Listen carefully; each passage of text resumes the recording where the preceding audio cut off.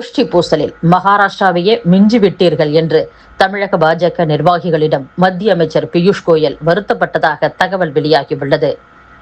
அதிமுக கூட்டணியில் 27 தொகுதிகளில் பாஜகவுக்கு வெற்றி வாய்ப்புள்ள தொகுதிகளை வாங்காமல் கட்சியே இல்லாத திமுகவின் கோட்டை எனப்படும் தொகுதிகளை வாங்கியதாக பாஜகவிற்குள் பூகம்பம் வெடித்தது. வேட்பாளர்கள் அறிவிக்கப்பட்ட போதும் பிரச்சனை வெடித்தது. அண்ணாமலை மற்றும் அவரது ஆதரவாளர்களுக்கு போட்டியிட வாய்ப்பளிக்கவில்லை என சமூக வலைதளங்களில் பாஜகவினரை அதிருப்தியை வெளிப்படுத்தினர். சென்னையிலேயே முகாமிட்ட தேர்தல் பொறுப்பாளரான மத்திய அமைச்சர் பியூஷ் கோயல் அதிருப்தியில் இருந்த மாநில இளைஞரணி தலைவர் சூர்யா உள்ளிட்டோரின் வீடுகளுக்கே சென்று சமாதானப்படுத்தினார். மாநில பொதுச் செயலாளர் AP முருகானந்தம், மாநில துணைத் தலைவர்கள் டால்பின் ஸ்ரீதரன், மா வெங்கடேசன், மாநில செயலர் அஸ்வத்தாமன் உள்ளிட்டோரையும் சந்தித்து பேசினார். ஒரு வாரத்திற்கு மேலாக தமிழகத்தில் முகாமிட்டு கட்சி நிர்வாகிகளை சந்தித்த பியூஷ் கோயல், என் சொந்த மாநிலமான மகாராஷ்டிரா பாஜகவில் கோஷ்டி அதிகம். மாநில அளவில் மட்டுமல்லாது மாவட்ட அளவிலும் கோஷ்டிகள் இருக்கும். அங்கு பாஜக ஆட்சியில் இருப்பதாலும் வலுவான ஓட்டு வங்கி இருப்பதாலும் கோஷ்டிகளால் கட்சிக்கு பெரிய அளவில் பாதிப்பில்லை. தமிழகத்தில் பாஜக வளரும் கட்சி. ஆனாலும் மகாராஷ்டிராவை விட அதிக கோஷ்டிகள் உள்ளன. கோஷ்டி பூசலில் எங்களையே மிஞ்சிவிட்டீர்கள் என்று வருத்தத்துடன் கூறியதாக பாஜக நிர்வாகி ஒருவர் தெரிவித்துள்ளார்.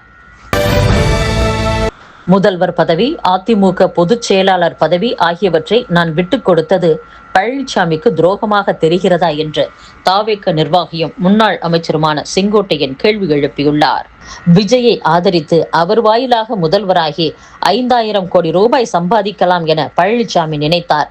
அதற்கு நான் விடவில்லை என்பதால் என் மீது கொலைவெறியில் இருக்கிறார். அதிமுகவில் நான் இருந்தபோது முதல்வர் பதவியையும் பொதுச் செயலாளர் பதவியையும் விட்டுக் கொடுத்தது பழனிசாமிக்கு துரோகமாக தெரிகிறதா?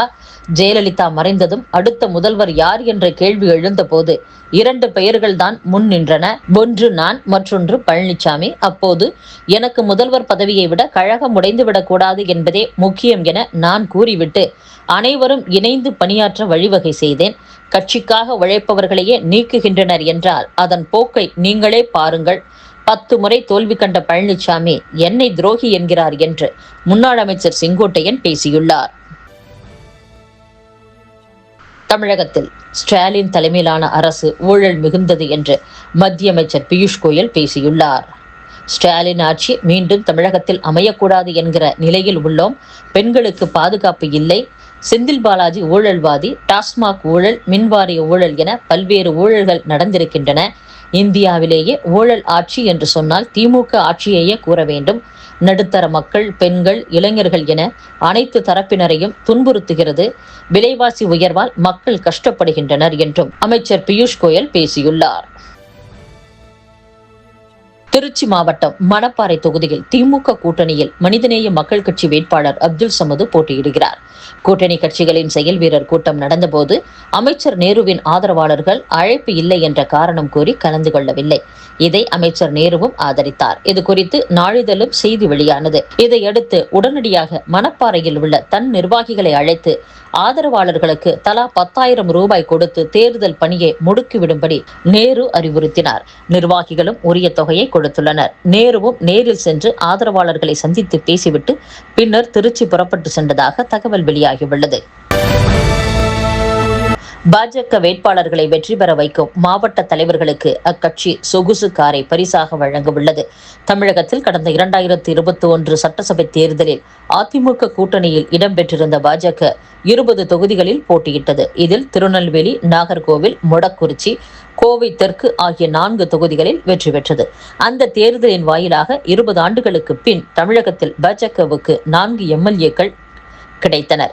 இதையடுத்து தேர்தலில் வெற்றி பெற வைத்த குமரி, நெல்லை, கோவை, ஈரோடு தெற்கு மாவட்டங்களின் தலைவர்களுக்கு தலா ஒரு இனோவா கார் பரிசாக வழங்கப்பட்டது. இந்த தேர்தலில் பாஜக வேட்பாளர்களை வெற்றி பெற வைக்கும் மாவட்ட தலைவர்களுக்கு மஹிந்திரா XUV அல்லது இனோவா கிறிஸ்டா கார்களை பரிசாக பாஜக வழங்க உள்ளதாக கூறப்படுகிறது. மத்திய உள்துறை அமைச்சர் அமித்ஷா கையால் பரிசுகள் வழங்கப்படும் என்றும் பாஜக மாநில நிர்வாகி ஒருவர் தெரிவித்துள்ளார். +2, 10ஆம் வகுப்பு பொதுத் தேர்வுகளில் மாணவர்களின் விடைத்தாள்களை மதிப்பீடு செய்யும் போது 100க்கு 100 மதிப்பெண் பெறும் விடைத்தாள்களை கவனமாக ஆய்வு செய்து கையெழுத்திட தேர்வுத்துறை உத்தரவிட்டுள்ளது. +2 விடைத்தாள் திருத்தும் பணிகள் ஏப்ரல் 6ஆம் தேதி தொடங்கி நடைபெற்று வருகிறது. தொடர்ந்து 10ஆம் வகுப்புக்கான விடைத்தாள் திருத்துதல் இன்று தொடங்கியுள்ளது. தேர்வுத்துறை வழிகாட்டுதல்களின் அடிப்படையில் விடைத்தாள் திருத்தும் பணியை முதுநிலை பட்டதாரி ஆசிரியர்கள் மேற்கொண்டு வருகின்றனர். இந்த நிலையில் விடைத்தாள் மதிப்பீட்டின் போது 100க்கு 100 மதிப்பெண் பெறும் மாணவர்களின் விடைத்தாள்களை முகாம் அலுவலர் ஆய்வு செய்து கையெழுத்திட வேண்டும் என்று தேர்வுத்துறை உத்தரவிட்டுள்ளது. சட்டவிரோதமாக இணையத்தில் கசிந்த ஜனநாயகன் திரைப்படத்தை யாரும் பகிர வேண்டாம் என்று அத்திரைப்படத்தின் இயக்குனர் வினோத் வேண்டுகோள் விடுத்துள்ளார். ஈரான் லெபனான் மீதான இஸ்ரேலின் 40 நாள் போரில் $17.5 பில்லியன் அதாவது 1.6 லட்சம் கோடி ரூபாய் செலவானதாக இஸ்ரேல் நிதியமைச்சகம் மதிப்பீடு செய்துள்ளது. சூடானின் டர்பு மாகாணம் குடும் நகரில் திருமண நிகழ்ச்சி நடைபெற்றுக் கொண்டிருக்கையில் அந்த திருமண நிகழ்ச்சியை குறிவைத்து ட்ரோன் தாக்குதல் நடத்தப்பட்டதில் குழந்தைகள், பெண்கள் உட்பட 30 பேர் உயிரிழந்துள்ளனர். இத்துடன் செய்திகள் நிறைவடைகின்றன. மீண்டும் நாளை சந்திப்போம். வணக்கம்.